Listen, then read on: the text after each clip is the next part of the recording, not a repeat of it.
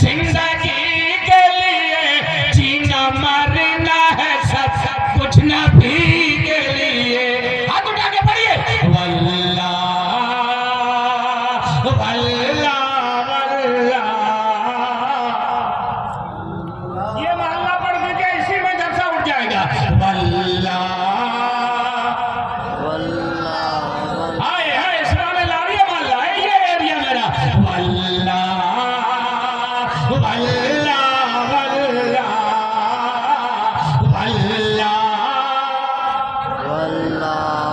माशाअल्लाह माशाअल्लाह। अल्लाह आप लोग को सलामत रखे, अच्छा रखे गुरगांव बस्ती में। वल्लाह हाथ उठे वल्लाह वल्लाह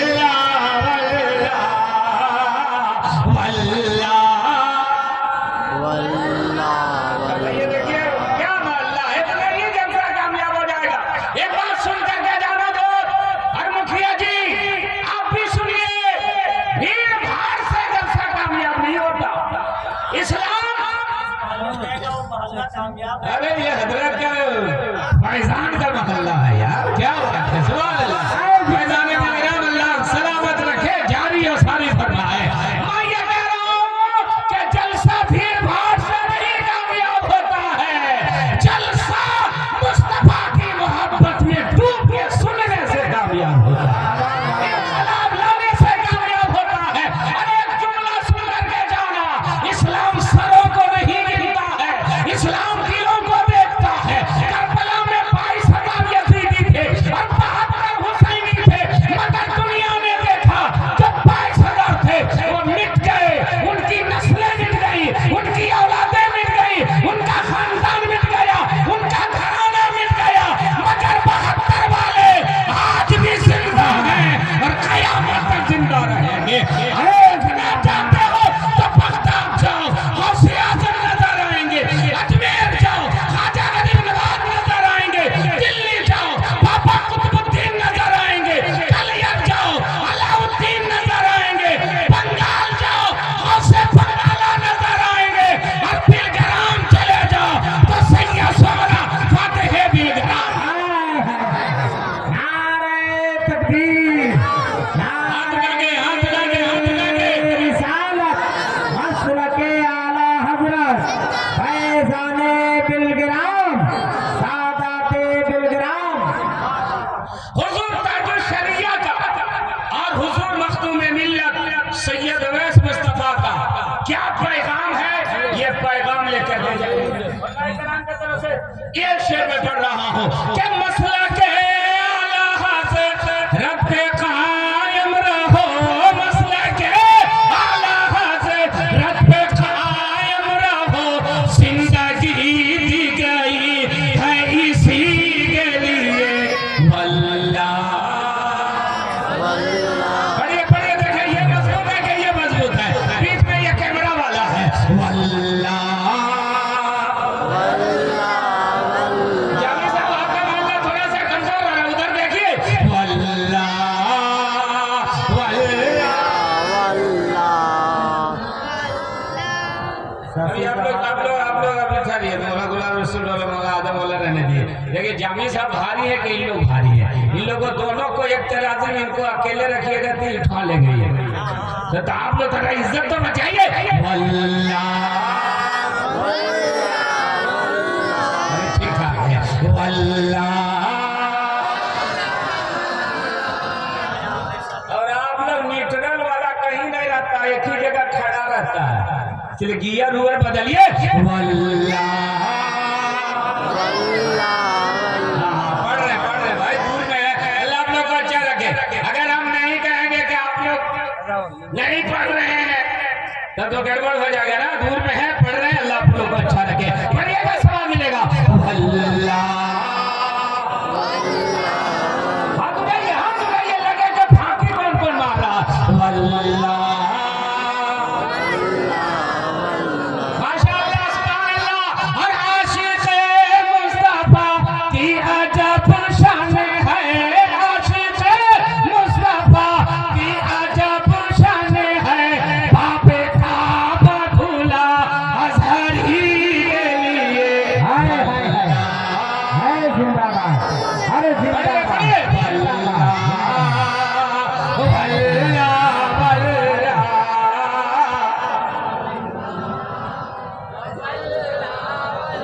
अरे साथ दीजिए ना, बेचारा अकेले कितना पड़ेगा। देखिए जो पैसा दे रहे हैं सद्दाम बाबू के लोग, वो सुभान अल्लाह नहीं बोलेंगे तो मेकअप हो जाएगा। लेकिन जो पैसा भी नहीं दे रहा है, सुभान अल्लाह भी नहीं बोलेगा, तो फिर काहे के लिए आया रे भाई। तो मेरे काम कीजिए, कई लोग पैसा दे रहे हैं, आप सुभान अल्लाह बोलिए, पढ़िए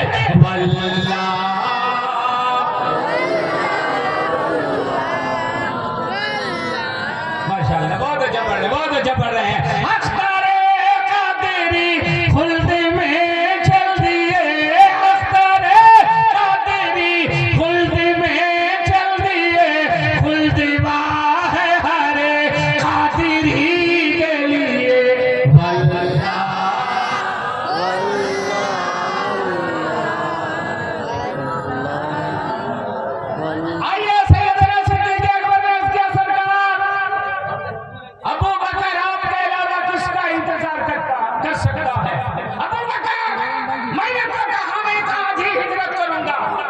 क्या सरकार आपने फरमाया था ना, हिजरत का हुक्म हो सकता है, तो मेरी मोहब्बत ने ये गवारा नहीं किया कि सरकार तशरीफ लाए और दरवाजे पर इंतजार करना पड़े।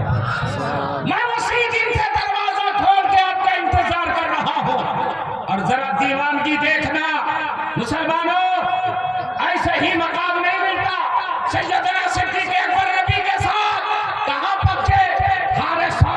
एक पहाड़ है, पहाड़ में खो है, उसी में गारे सौर है, उसी को गारे सौर कहते हैं। पहुंचे तो हजरत अबू बकर सिद्दीक ने अर्ज किया, सरकार पहले मैं अंदर जाता हूं, जाके साफ करता हूं, सांप नहीं हो, बिच्छू नहीं हो, आपको तकलीफ न पहुंचाए, मेरे आका मैं अंदर जाता हूं। सैयदना सिद्दीक अकबर अंदर गए, देखा जगह जगह सुराख है। दिल में ख्याल आया कहीं सांप ना हो, कहीं बिच्छू ना हो, मेरे नबी को तकलीफ ना पहुंच जाए, तो सारे सुराख को बंद कर देना चाहिए। कैसे बंद करेंगे? ईंट नहीं है, सीमेंट नहीं है, बालू नहीं है, मिट्टी नहीं है। सैयदना सिद्दीक़ अकबर जो लंबा कुर्ता पहने हुए थे, उसी कुर्ते को उतारते हैं, कपड़ा को फाड़ते हैं, फाड़ फाड़ के सारे सुराख को बंद कर देते हैं।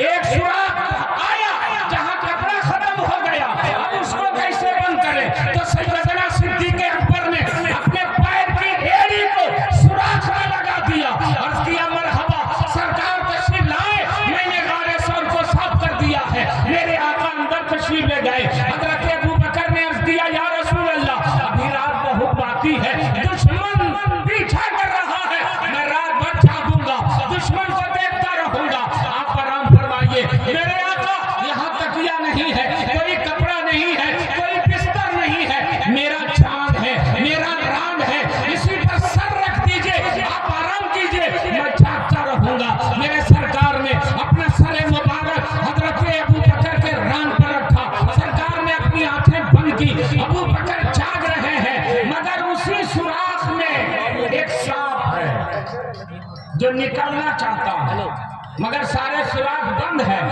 तो निकल नहीं पा रहा है। तो उसी सुराख के पास सांप पहुंचा जहां हजरत अबू बकर के पैर का तलवा लगा हुआ। सांप ने इशारे किनारे से कहा, अबू बकर एड़ी हटाओ, मैं सांप हूं। हजरत सिद्दीक़ अकबर ने अपने पैर को और ताकत के साथ लगाया सुराख पे और फरमाया, ए सांप, पैर हटाना तो दूर की बात है, मैं पैर को हिला भी नहीं सकता, मेरे महबूब आराम फरमा रहे हैं। सांप ने देखा ये मामूली दीवाना नहीं है, ये पैर नहीं हटाएंगे, चलो दूसरे सुराख से निकलते हैं। दूसरे सुराख में भी कोशिश किया, निकल नहीं पाया। 3 दिन 3 रात गुजर गए। अब सरकार यहाँ से निकल करके मदीना शरीफ जाने वाले हैं, तो सांप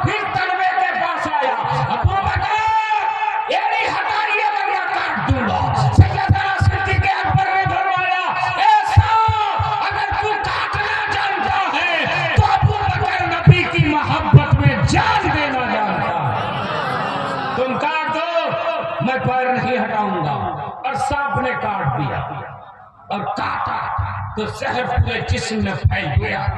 बर्दाश्त करते रहे सिद्दीक़ अकबर, मगर इंसान होने के नाते जब तकलीफ ज्यादा बढ़ी तो आंख से आंसू का कतरा टपका और वो कतरा अनमोल हो गया। पहले दामन पर गिरता था, आज चेहरे मुस्तफा पर गिरा है। बोल दीजिए ना, आज रुखसारे मुस्तफा पर गिरा है।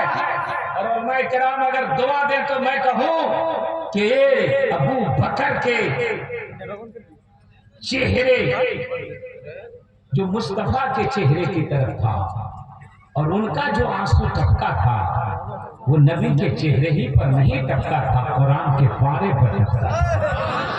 जमील भाई, नबी का चेहरा अपना चेहरा नहीं, नबी का चेहरा तो बददुआ है, नबी की जुल्फे तो हल्लेली इज़ा सजा है, नबी का सीना तो अलम नशरह का सदरक है, नबी का हाथ तो हमारा नहीं था, इधर नहीं का वाला किल्ला लहा रवा है, नबी की रफ्तार तो सुभानल्लाज़ी असरा है, नबी की गुफ्तार वमा यंतक़वानिल हवा इन हुवा इल्ला वह्युन युहा है, नबी की आंखें माज़ाल बसरा वमा तगा है।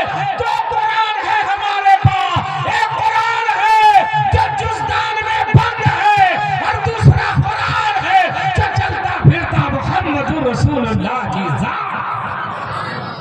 जैसे ही आंसू गिरा मेरे सरकार बेदार हुए। अबू बकर आंखों में आंसू कैसा, चेहरे पे अलम कैसा, ये बेचैनी और बेकरारी कैसी, रो क्यों रहे हो? अस्किया सरकार, एक सांप ने काट लिया है। तो मेरे आका ने फरमाया हटाए क्यों नहीं पैर को? सरकार आप आराम फरमा रहे थे। क्या पीरी मुरीदी है, बोल दो सुभान अल्लाह। क्या खलीफा है, क्या मेरे आका है। सरकार आप आराम फरमा रहे थे, इसलिए मैंने आपको जगाना पसंद नहीं किया।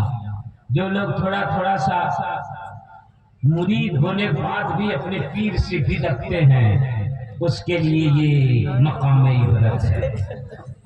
हजरत अबू बकर भी तो नबी के मुरीद हैं, और मुरीद ऐसा कि सांप से कटाना गवारा किया, आका के नींद में खलल डालना गवारा नहीं किया। अब नहीं हटा दो, सरकार सांप है।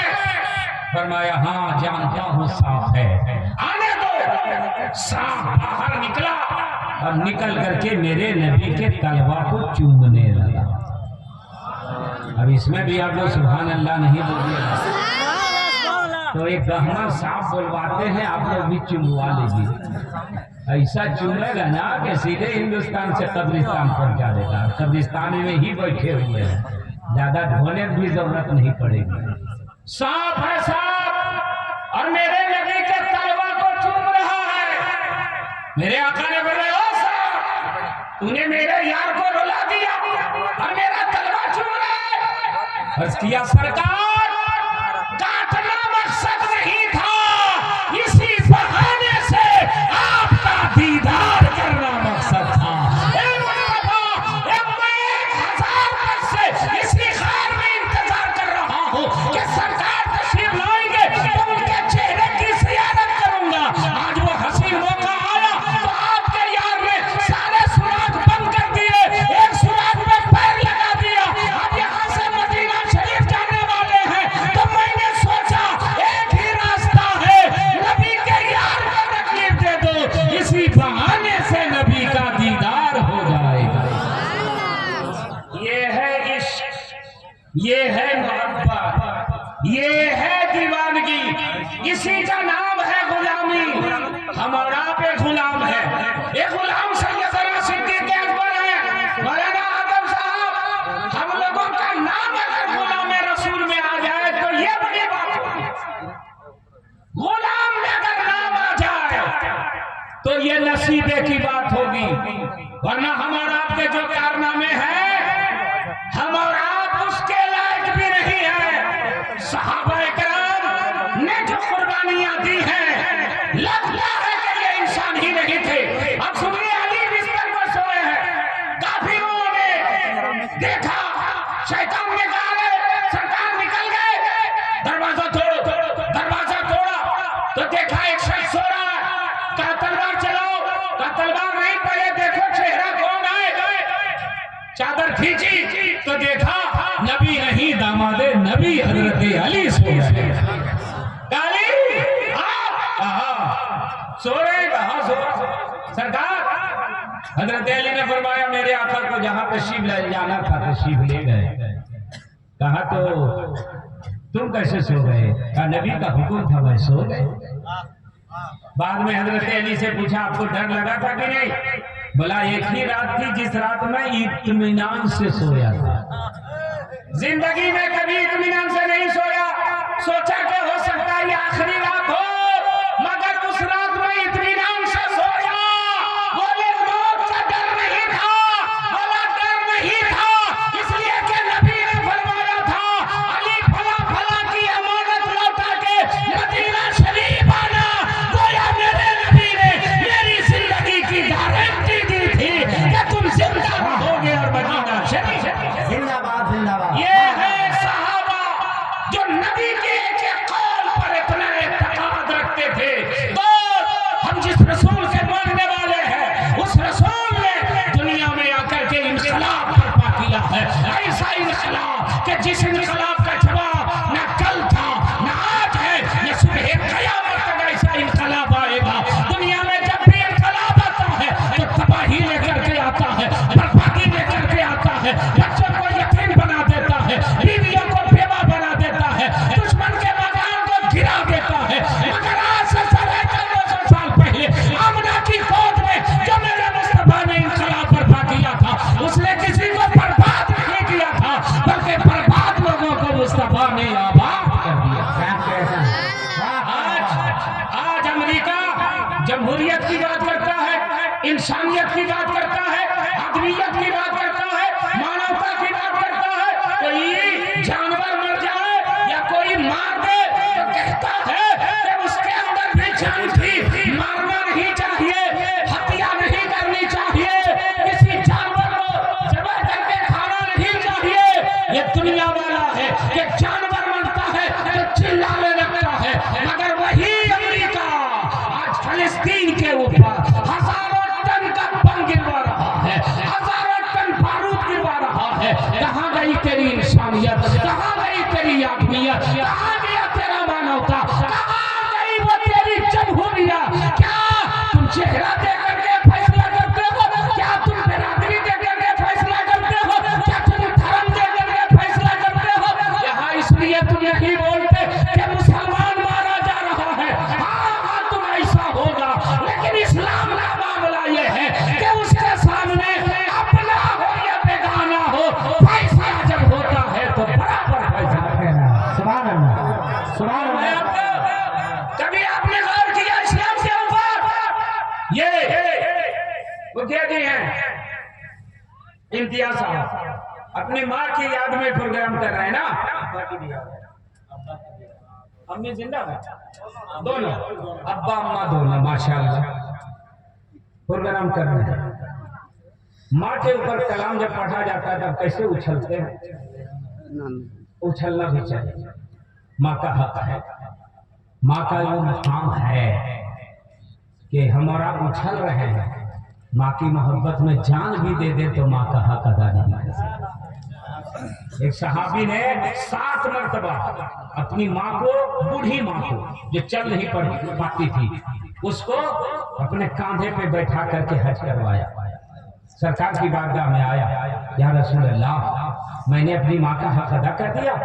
तो मेरे आका ने फरमाया नहीं, पैदाइश के बाद कई झटके लगते हैं माँ को, अभी तुमने एक झटके का हक अदा नहीं किया है। पूरा हक तुम कहां से अदा कर पाओगे? मालूम ये औरत जिसको लोग फुटबॉल समझते थे, जिसको लोग जलील समझते थे, जिसको लोग रुस्वा समझते थे, मुस्तफा जाने रहमत ही का एहसान है कि उसे बावकार बना दिया। सुभान अल्लाह। इतना बावकार कि ये बेटी पैदा होती थी तो जिंदा गाड़ दिया जाता था और गाड़ के सीना चौड़ा किया जाता था। हमारे घर में एक बेटी पैदा हुई थी, हमने जिंदा गाड़ दिया है। तब तक दूसरा कहता था तुमसे बड़ा बहादुर मैं हूँ, मैंने अब तक 2 बेटियों को जिंदा गाड़ दिया है। तब तक तीसरा कहता था अरे तुमसे बड़ा जली मैं हूँ, मैंने 3 बेटियों को जिंदा गाड़ दिया है। ये सवाल था ये मक्का था जहां बेटियों को जिंदा काट दिया जाता था और चेहरे पे शर्म नहीं आती थी। ऐसा ही माहौल में मेरे नबी पैदा हुए और जब देखा बेटियों को जिंदा गाड़ा जा रहा है, फरमाया ए लोगों, क्यों बेटियों को गाड़ रहे हो? बोला सरकार, ये बेटियां सहमत है और सहमत को अपने घर में नहीं रखूंगा।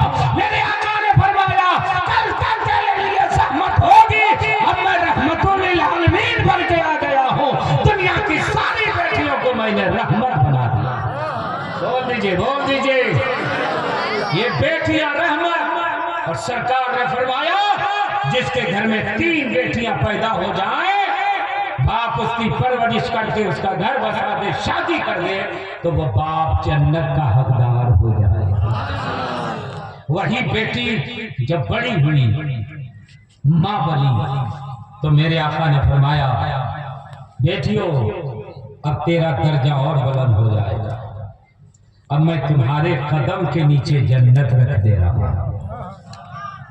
अब यहाँ भी आप नहीं समझे हम क्या कह रहे हैं। माँ के कदम के नीचे जन्नत मेरे नबी ने रखी है। इतने उलमा बैठे हुए हैं। ये कुर्सी किसकी है? मुझे आपकी है ना? अच्छा, टेंट वाले। अभी चलिए आप ही मानते हैं। ये कुर्सी हमको कोई कहे कि दे दो तो मैं दे पाऊंगा? तो बोलिए ना, नहीं मेरा है ही नहीं। लेकिन गमछा मांगिएगा तो दे सकते हैं, किसी को भी दे सकते हैं, लेकिन माइक नहीं दे सकता इसलिए कि माइक का मालिक नहीं हूं। कुर्सी नहीं दे सकता इसलिए कि मैं कुर्सी का मालिक नहीं हूं। जो जिसका मालिक है, जिसको चाहे दे दे। जन्नत का खाली खुदा है, जन्नत का मालिक मुस्तफा है। और जब मुस्तफा मालिक है तो जिसके कदम के नीचे चाहते मुस्तफा जन्नत रख देते। अगर हम लोग मर्द के कदम के नीचे रख देते तो हम लोग का भी भाव बुलंद हो जाता, हम लोग के लिए भी ना खां लोग कलाम पढ़ते, हम लोग भी बेटा लोग को धमकाते रहते कि वो खैनी बीड़ी नहीं दे रहा है ना तो जन्नत तुम्हारी गई, खतरे में पड़ जाए। कर सकते थे ना, मगर नबी ने जन्नत कहाँ रखी? किसके कदम के नीचे? सब लोग बोलिए, किसके कदम के नीचे? माँ के कदम के नीचे। बाप के कदम के नीचे क्यों नहीं? तो जवाब मिलेगा, मर्द जालिम था, औरत मजलूम थी। मर्द लोग गाड़ रहे थे, औरतें गाड़ी जा रही थी। अगर नबी मर्द के कदम के नीचे जन्नत रखते, जमाना कहता जालिम को पावरफुल बनाया है।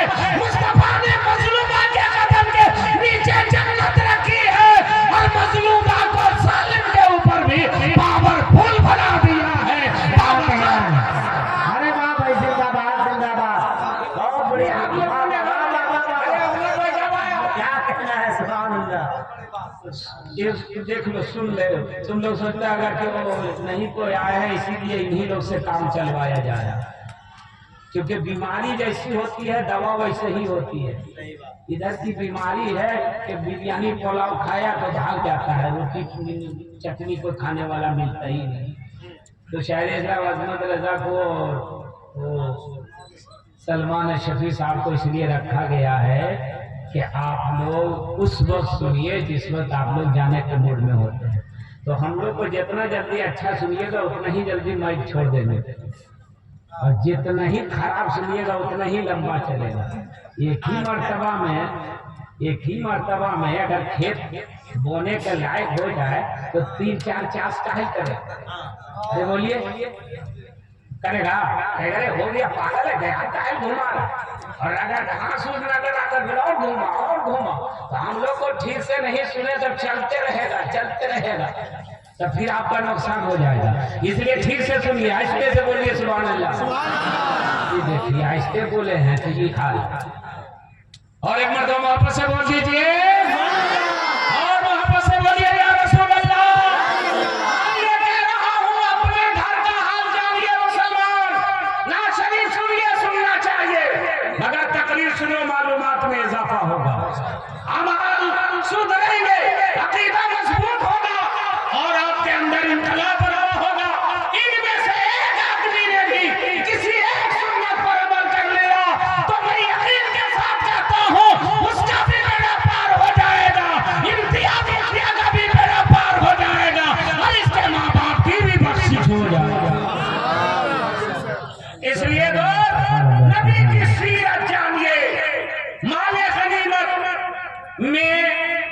लड़की आई और वो बेपर्दा थी, सर पे चादर नहीं थी, दुपट्टा नहीं था, बड़े मजमे में वो खड़ी है।